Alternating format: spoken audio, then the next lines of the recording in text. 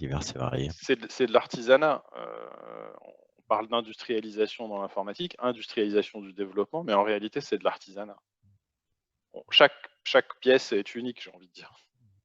Ouais, ça va, ouais, c'est Parce que sûr. les demandes des donneurs d'ordre, des clients ou des Ouais, elles sont toutes collaborateurs, elles différentes. sont toutes différentes.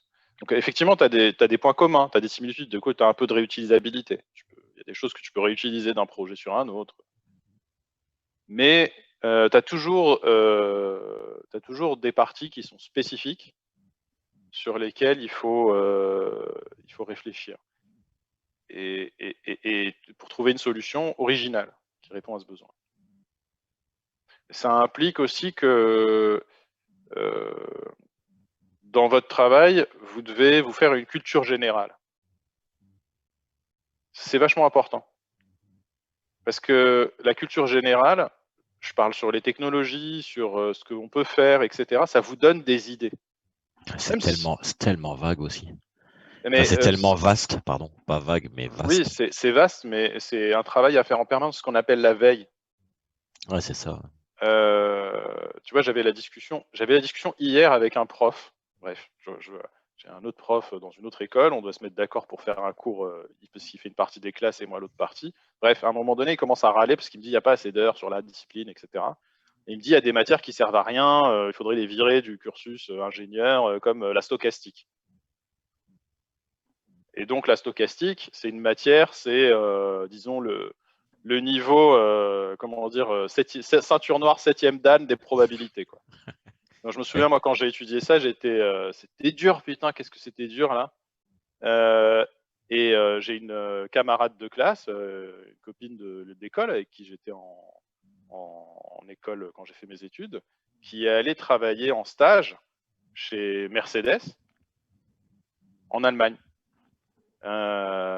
Ils lui ont demandé de trouver une solution pour optimiser le temps de transport qu'il y avait entre les ouvriers qui tiraient les palettes du dépôt jusqu'à la chaîne de montage des voitures.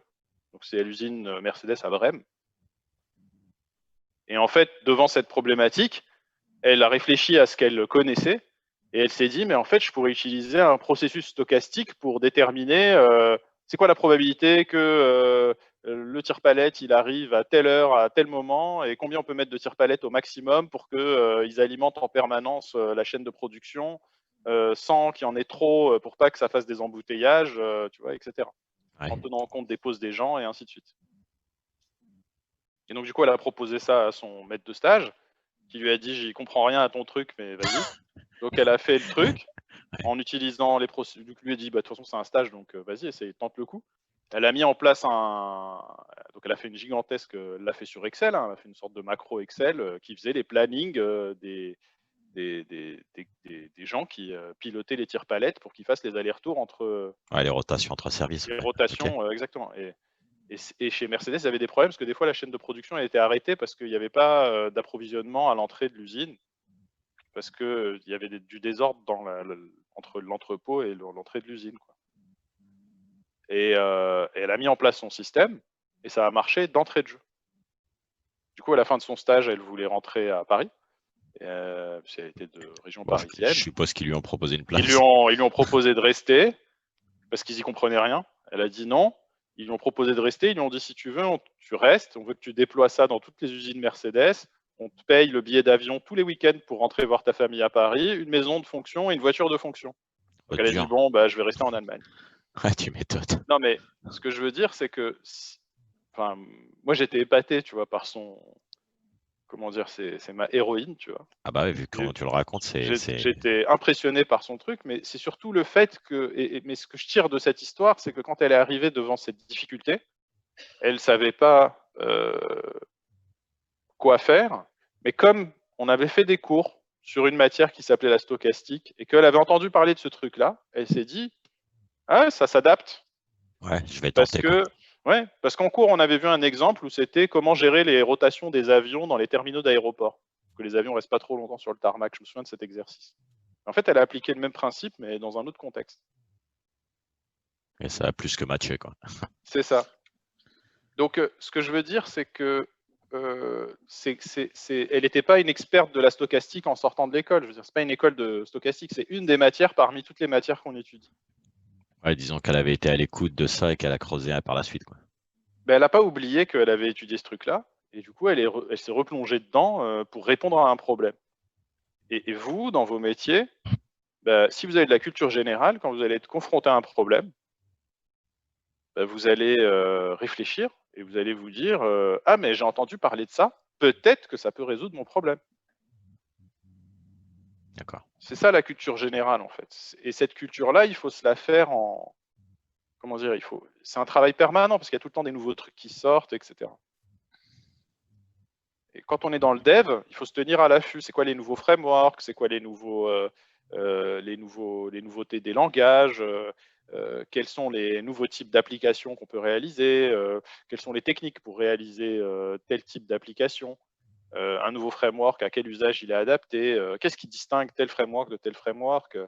C'est des questions qu'il faut se poser, qu'il faut creuser, quoi. Il faut lire de la documentation, des avis, etc.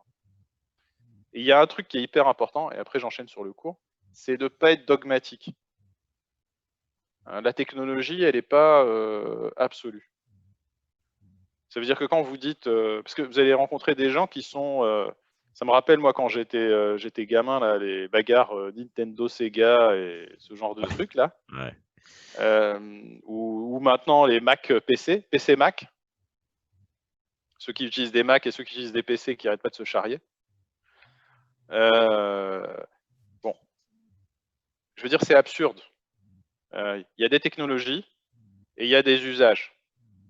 Et il ne faut pas être comment dire, réactionnaire sur ces technologies. Si vous êtes sur un projet et que la meilleure réponse à ce projet-là, en évaluant un ensemble de critères qui vont être effectivement la technologie en elle-même, est-ce qu'elle est fiable, est-ce qu'elle est mature, etc. Est-ce qu'elle est sécurisée, est-ce que ceci, bref, tous les critères qui vous semblent pertinents. Si cette technologie, elle est adaptée, dans ce cas-là, on la prend. Il ne faut pas choisir une technologie parce que c'est celle qu'on connaît. Il faut choisir une technologie parce que c'est celle qui est appropriée aux besoins. Et après, la technologie en question, il faudra s'y former. Vous ne devez pas essayer de changer ce qui est fait pour que ça corresponde à ce que vous savez. Il faut que vous choisissiez ce qui est adapté à ce que vous voulez faire, et ensuite, c'est à vous de faire le chemin pour apprendre à vous servir du truc qui va vous être utile. Ça, c'est hyper important, quoi. Il ne faut pas essayer de mettre les choses au niveau de ses connaissances. Parce que sinon, vous limitez ce que vous êtes capable de faire à vos connaissances. Oui, c'est tu choisis quelque chose et ensuite tu vas l'apprendre, quoi. Exact. Tu choisis ce qui est approprié. Donc tu lis, tu regardes, tu valides que tes hypothèses, elles sont... Et tu prends ce qui est approprié. Et tu prends pas ce que toi, tu sais. Parce que si tu prends ce que tu sais, c'est pas forcément approprié à ce que tu veux faire. Et souvent, ce qui se passe, c'est que les développeurs, ils choisissent, ils font des choix de technologie ou de solutions qui sont basés sur leurs connaissances. Et ça, c'est Et le mauvais choix. ça peut être un bon comme un mauvais choix, mais si tu veux, ça peut être un très mauvais choix parce que tes connaissances, c'est pas celles qui déterminent la nature du besoin. Le besoin, il est déterminé par lui-même, quoi.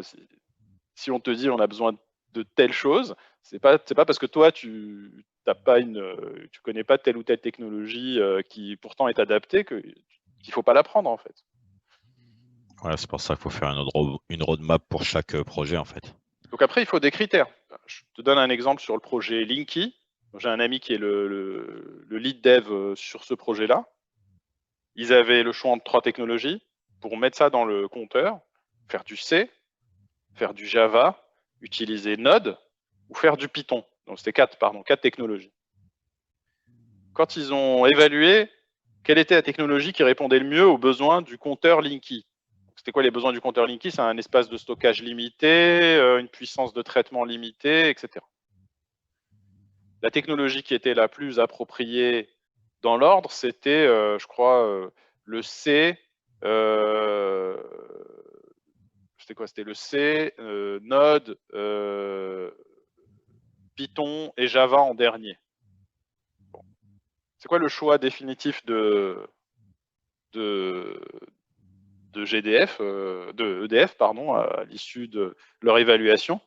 C'est qu'ils allaient faire du Java. Donc Java, c'est la pire des solutions, techniquement, la plus compliquée à mettre en œuvre, qui n'est pas adaptée pour plein de raisons, elle prend trop de place, temps d'exécution, consomme beaucoup de ressources, etc. Pourquoi ils choisissent Java? Parce qu'une de leurs contraintes, c'est qu'ils ont 250 développeurs dans leur équipe, et sur les 250 développeurs, il y en a 80% qui connaissent que le Java. Donc pour eux, c'est trop compliqué de prendre 80% des développeurs et de leur dire bah, maintenant vous allez coder en Python. Ouais. Donc là, tu vois, c'est typiquement, tu choisis pas la technologie la plus adaptée à ton besoin parce que tu es contraint par les hommes, par les gens. Il faut que ce soit un tout, ouais, forcément. Ouais. Donc le choix d'une technologie, il est pas forcément que basé sur des considérations techniques. Il y a aussi des considérations humaines. Le coût de la formation, c'est ce qui est les cerveaux, c'est ce qui coûte le plus cher dans l'informatique. Quand on crée un projet, la majorité de l'argent qu'on va dépenser, il va être dans les cerveaux des gens. Si les cerveaux ne matchent pas avec la technologie qu'on a choisie, il y a un problème. Donc c'est une contrainte dont on doit tenir compte. Donc tu vois, quand on choisit une technologie, on doit tenir compte de tout un tas de contraintes. Et si on veut être honnête avec soi-même, il faut pas. Mon sentiment, c'est qu'il faut pas rester sur. Par exemple, là dans la formation, on vous a appris Angular, mais éventuellement, on va vous demander de pouvoir travailler avec React ou avec Vue.js ou avec Ember.js. On va peut-être vous demander de faire du développement mobile, hybride. On va peut-être vous demander de travailler sur Node pour faire de la domotique. Ce sont des choses qu'on n'a pas explorées particulièrement pendant la formation. Mais auquel il faudra s'intéresser si on est amené à le faire. Ouais. C'est ça. Forcément. Et ce qui est important, mais ce qui est positif, tu vois, dans ce que tu dis, c'est que tu ne te dis pas « Ah non, mais je ne pourrais pas le faire ». Ça, c'est important. C'est de vous dire qu'on peut le faire. Il faut juste s'y intéresser et rentrer dans ce monde-là, quoi. Se documenter, et voilà. Ouais, tu te dis, si on a réussi à faire ce qu'on a fait en formation, on pourra le reproduire plus tard. Bien sûr, bien sûr. Et Nicolas, dont je vous parlais tout à l'heure, là, qui est dans les DevJS 02, il avait fait que du JavaScript pendant la formation. Maintenant, il est lead dev Python. Ouais, comme quoi, Donc, le chemin n'a rien à voir avec... tu vois, c'est ça. Et le gars, il n'est pas issu d'une formation de développement ou rien du tout. Il était, je veux dire, il faisait de la relation client à l'accueil dans un casino, quoi. Ah, comme quoi. Bon, c'est bien, c'est confortant, c'est réconfortant voilà. ce que tu dis. Oui, mais j'en ai pas qu'un. Si tu veux, j'ai pas qu'un seul exemple comme ça. J'en ai plein en fait. J'ai la majorité des DevJS qui sont passés avant vous, quoi. Il y a des profils. Je sais pas. Kevin, c'est un ancien DevJS. Lui, il revenait d'Afghanistan où il était déployé et il était démobilisé. Il avait quitté l'armée. Donc c'est pas comme si le gars il avait l'habitude d'utiliser un ordinateur tous les jours, quoi. Et il était fantassin. Hein. Ouais, je vois. Ouais. Donc voilà. Après, je peux pas dire, c'était quand même un élève discipliné. Je pense que l'armée, elle l'avait bien conditionné. Mais du coup, quand il a fini sa formation, il allait faire du développement mobile. Il travaillait pour une boîte qui faisait l'application mobile là, qui s'allume dans les stades, là, pour faire des motifs. Là. D'accord. Et maintenant, il est dev mobile, en fait. Il fait du développement mobile. Il fait des applications mobiles. Bon. Ouais, comme quoi, tu peux venir de n'importe quel milieu. Si jamais tu t'y intéresses, forcément, tu peux y arriver. C'est ça. C'est que, voilà. Après, il faut s'y intéresser. Il faut s'y intéresser de la bonne façon, quoi. Et comme tu disais tout à l'heure, c'est pas une activité industrielle où on refait tout le temps la même chose. Ouais, voilà, c'est ça. Donc la façon d'aborder les problèmes, etc., c'est pas la même. Il faut réfléchir à ce qu'on. Il faut réfléchir en fait à ce qu'on veut faire. Il faut être créatif dans les solutions qu'on propose. Et donc ça veut dire avoir de la culture générale, s'intéresser aux technologies, regarder des vidéos, essayer de comprendre les principes. Ah bon. Alors, du coup, En parlant de principe, comme ça je fais une petite transition, maintenant que on est un petit peu plus nombreux. Aujourd'hui et pendant ces 2 jours, on va finir la formation en parlant d'un nouveau protocole, un protocole réseau qui s'appelle le WebSocket, le protocole WebSocket. Vous avez déjà vu un protocole, on a vu un protocole ensemble que vous avez utilisé par la suite. C'est le protocole HTTP. Le protocole HTTP qui fonctionne par un mécanisme de requête. Je t'appelle, réponse, tu me réponds. J'appelle, tu me réponds. Le protocole HTTP, c'est un protocole qui est passif. Ça veut dire quoi? Ça veut dire que si le navigateur il appelle pas le serveur il fait rien. Le serveur ne peut pas appeler le navigateur. Le serveur ne peut pas appeler le navigateur.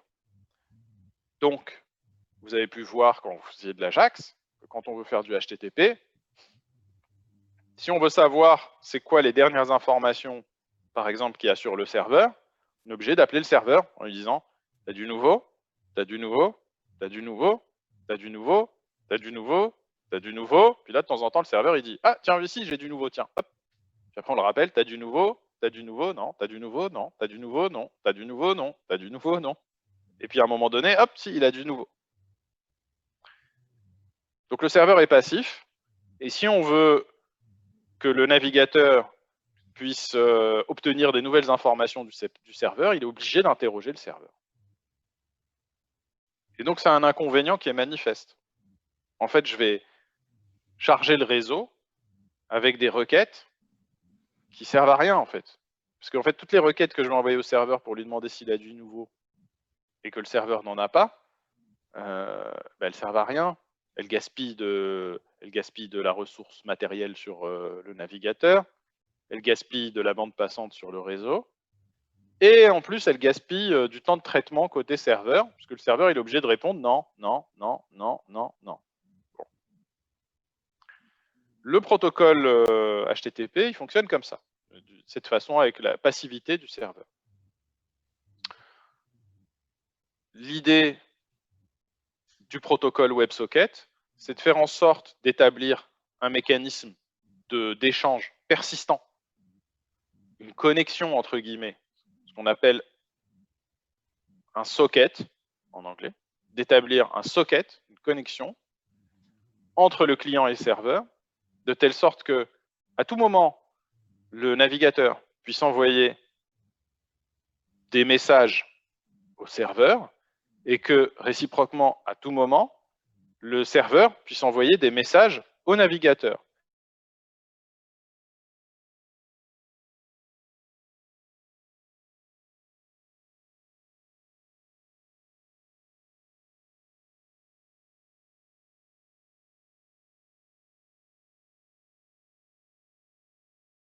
Ce protocole, du coup, il est assez intéressant. C'est un protocole qui est utilisé, le protocole WebSocket, pour un certain nombre d'applications. Par exemple, le protocole WebSocket est utilisé pour Slack, pour le chat. Il est utilisé pour donc les applications de chat. Discord s'appuie sur le protocole WebSocket. Slack s'appuie sur le protocole WebSocket. Le protocole WebSocket, il est utilisé sur Facebook pour actualiser votre état de connexion auprès du serveur et que le serveur vous indique qui est connecté en même temps que vous sur Facebook. Donc pour un certain nombre d'applications, les browser games, ce qu'on appelle les jeux dans le navigateur, pour un certain nombre d'applications, on utilise le protocole WebSocket plutôt que le HTTP pour pouvoir échanger des données avec le serveur quand on le souhaite. Alors, par défaut, un navigateur, il fonctionne selon les règles du HTTP. Par défaut, un navigateur, il fonctionne selon les règles du HTTP. Donc, votre navigateur, il fonctionne de cette façon-là. Il envoie une requête au serveur, et le serveur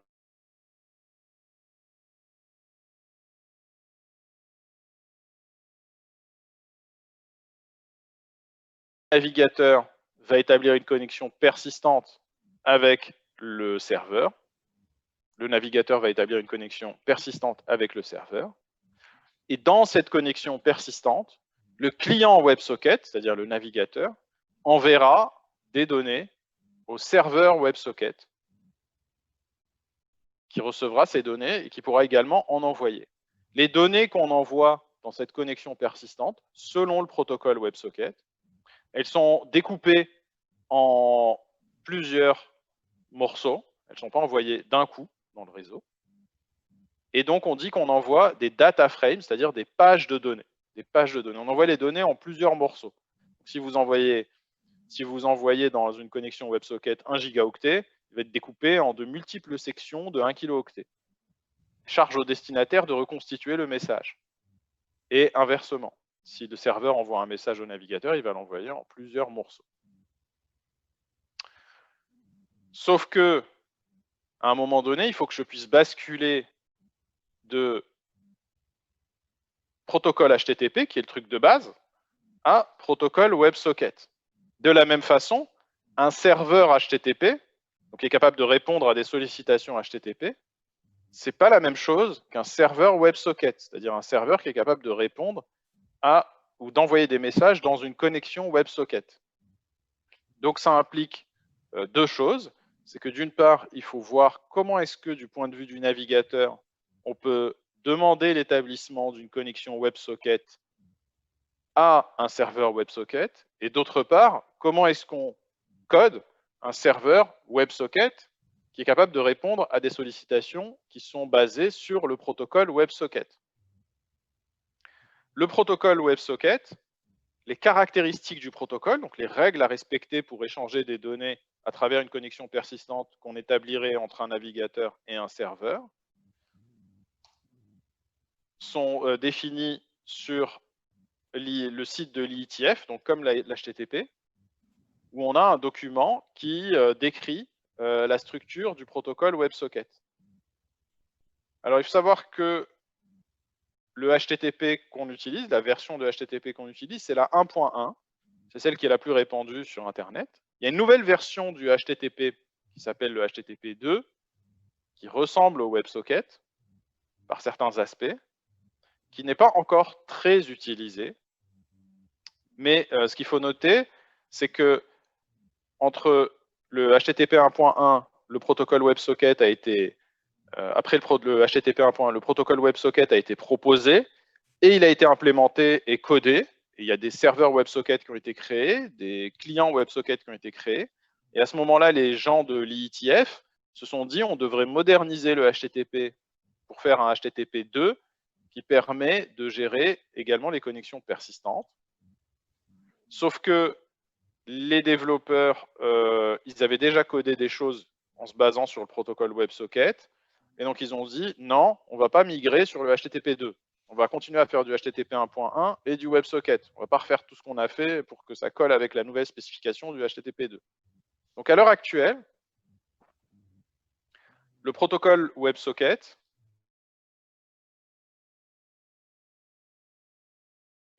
un standard proposé. Je vais y arriver. Voilà. C'est un propose de standard. Donc, c'est un standard proposé. Ça, c'est la spec de base. Il y a écrit propose standard. Donc, ce n'est pas validé comme un standard. Et le HTTP 2, qui était censé donc inclure des fonctionnalités comparables au WebSocket, c'est également un standard proposé parce que le problème, c'est que, et je vais aller sur la dernière version du WebSocket, vous avez un article qui s'appelle « Utiliser WebSocket avec HTTP 2 ». En fait, les gens qui ont déjà fait des choses qui sont basées sur WebSocket voudraient que le HTTP 2 applique les mêmes règles que le WebSocket. Comme ça, ils n'ont pas besoin de changer leur code.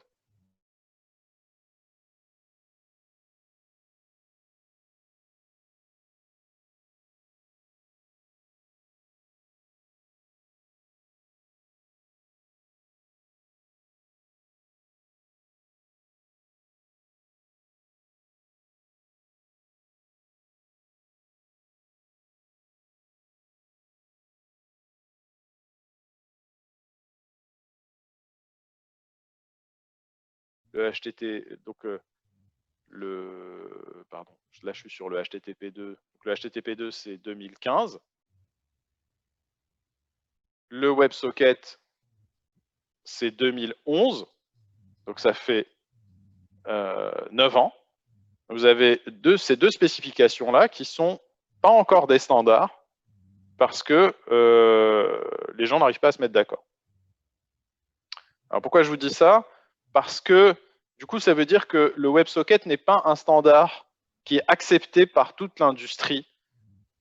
Et ça implique quoi? Ça implique que les règles qui sont dans ce document-là, eh bien, comme ce n'est pas un standard absolu, comme le HTTP, eh bien, vous avez des éditeurs qui ont des implémentations un peu différentes du WebSocket. Ça veut dire que, par exemple, si vous faites du WebSocket à partir de Firefox, le serveur WebSocket, il ne va pas recevoir tout à fait la même chose que ce que va recevoir un serveur WebSocket qui est fait, que ce que va recevoir le même serveur WebSocket à partir d'un navigateur qui serait Chrome.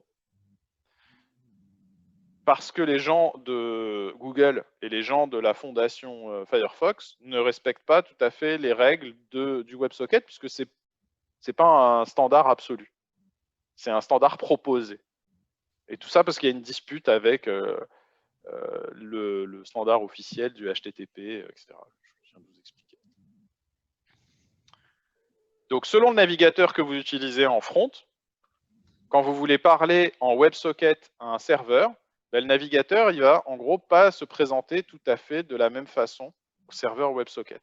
Ça veut dire que côté serveur, je serai obligé de gérer un petit peu différemment les échanges en fonction du navigateur avec qui je parle. Alors, pourquoi je vous dis ça? Parce que je vais vous montrer un exemple de serveur WebSocket et de client donc, WebSocket. Et mon serveur WebSocket, il n'est pas dit qu'il soit en mesure de répondre à tous les navigateurs. Je suis sûr qu'il répond à Firefox, qu'il est capable d'établir une connexion WebSocket avec un Firefox. Je ne suis pas sûr qu'il soit capable d'établir une connexion WebSocket avec un Safari ou un Opera. Donc vous me direz ça pour ceux qui ont Safari ou Opera, si ça fonctionne avec ces navigateurs-là. Alors, de base, quand vous utilisez un navigateur, vous faites du HTTP. Si je veux demander à mon navigateur de passer en WebSocket, ben, je vais être obligé d'écrire ça en JavaScript. Parce que votre navigateur, lui, par défaut, il parle en HTTP. En d'autres termes, si vous voulez utiliser le protocole WebSocket, vous êtes d'abord obligé d'avoir une étape où vous faites du HTTP pour télécharger une page HTML qui vous permet de récupérer du code JavaScript, de l'exécuter, et c'est ce code JavaScript qui va demander au navigateur d'établir une connexion WebSocket avec un serveur. Cette étape-là, donc de négociation, c'est ce qu'on appelle le WebSocket Upgrade. Dans un premier temps, vous allez appeler le serveur en HTTP